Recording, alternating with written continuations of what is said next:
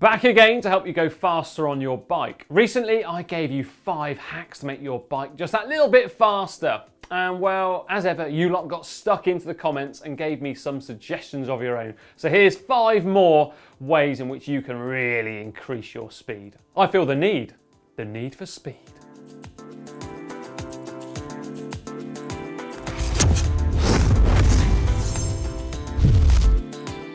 Yep, a controversial one to start with, but lowering your stem is a surefire way to get a little bit of extra speed. And if you go really extreme, you could end up looking like a downhill skier. But what's the purpose behind it then? Well, it's actually to capture less air with your upper body. And according to some tests out there, if you were to lower your stem by 20 millimeters, you could in fact reduce your aerodynamic drag by up to 10 watts. Which is pretty big numbers, I'm sure you'll agree actually, in this marginal gain game. Now, James Lowsley Williams' bike here, he's already lowered it quite a bit, but he's got about 5 millimeters there to play with, so he too could even save himself a little bit of time, if he's doing a time trial for instance.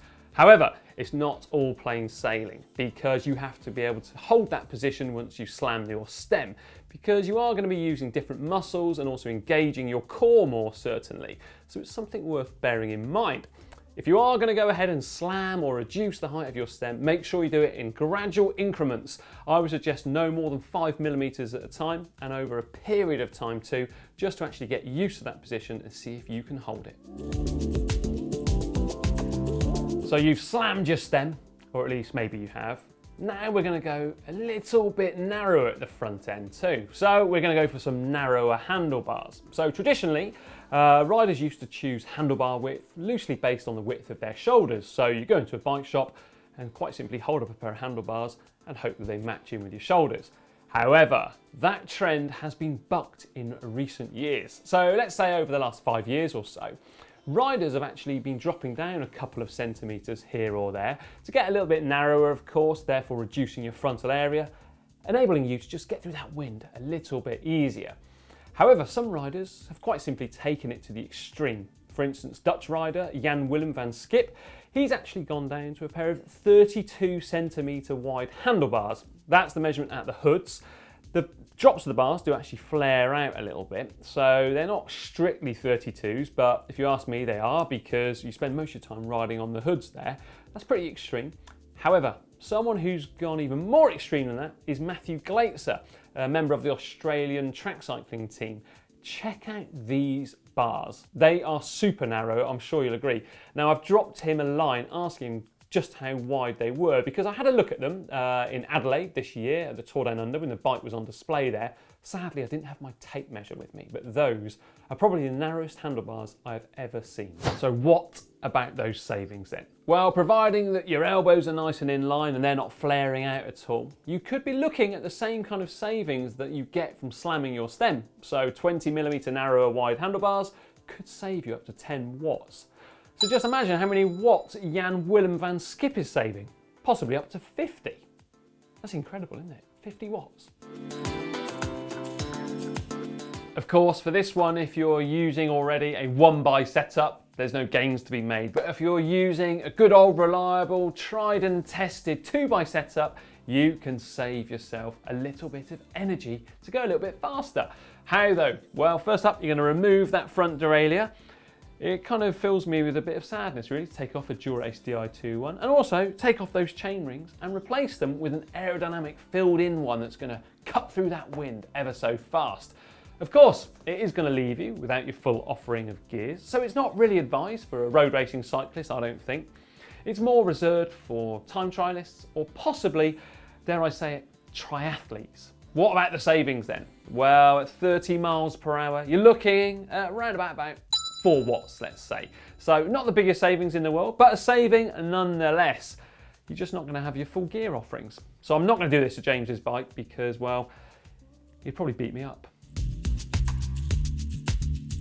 Cross-chaining. Not only does it look really bad and unlikely to get you a super nice in the bike vault, it's also inefficient. The reason being the chain isn't able to go in a really straight line from the front to the back, and instead is going at an angle. So for example, in this bike here, we've got it in the big chainring and we've got it in the big sprocket at the rear, chain is going at that horrible angle. Likewise, if you're in the small chainring and that small little sprocket there at the rear is going in the opposite angle.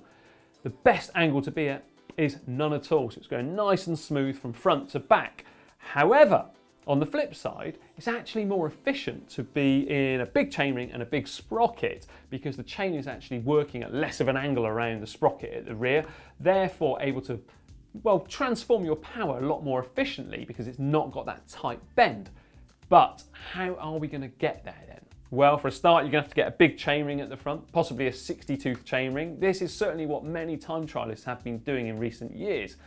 And in turn, instead of having to use a little sprocket here at the rear when they were using normally a 53 or a 54 tooth chainring, which was inefficient, instead they're finding themselves riding more in the middle of the cassette paired up with that big old 60 tooth chainring, because not only is that giving a nice smooth transmission feeling because you don't have the tight bend, you've also got a really straight chain line, which is great for efficiency.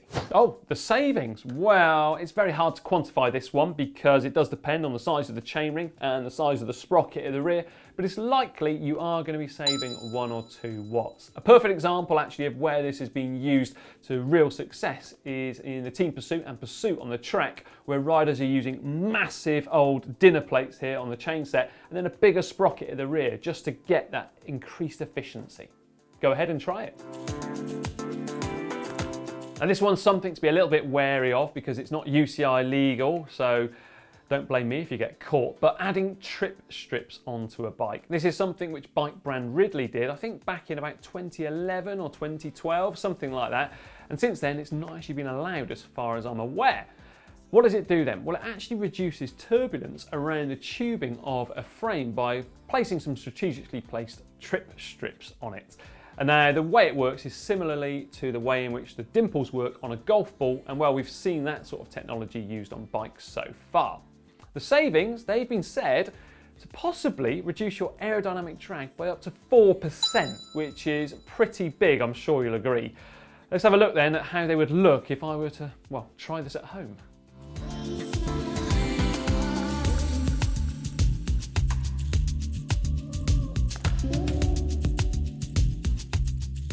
So areas where you could in fact place them on the bike include the head tube, the seat post and such like. And I mean, Ridley did do it, and it was, I do believe, banned by the UCI, so there must be a reason behind that, going faster. But I'm sure though that the engineers at Trek have actually explored various different options on how to make a bike faster, rather than using bits of sticky back tape and, well, some string underneath it. But however, I'm sure James Langsley Williams, he's going to be absolutely smashing PBs and going at least 4% faster with my little modifications onto his bike.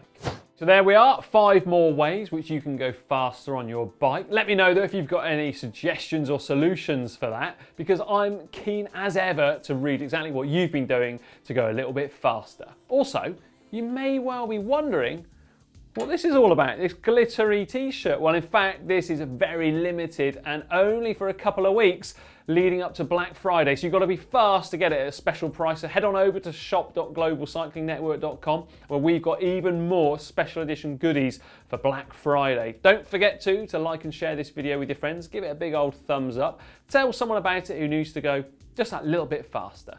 And now for another great video, how about clicking just down here?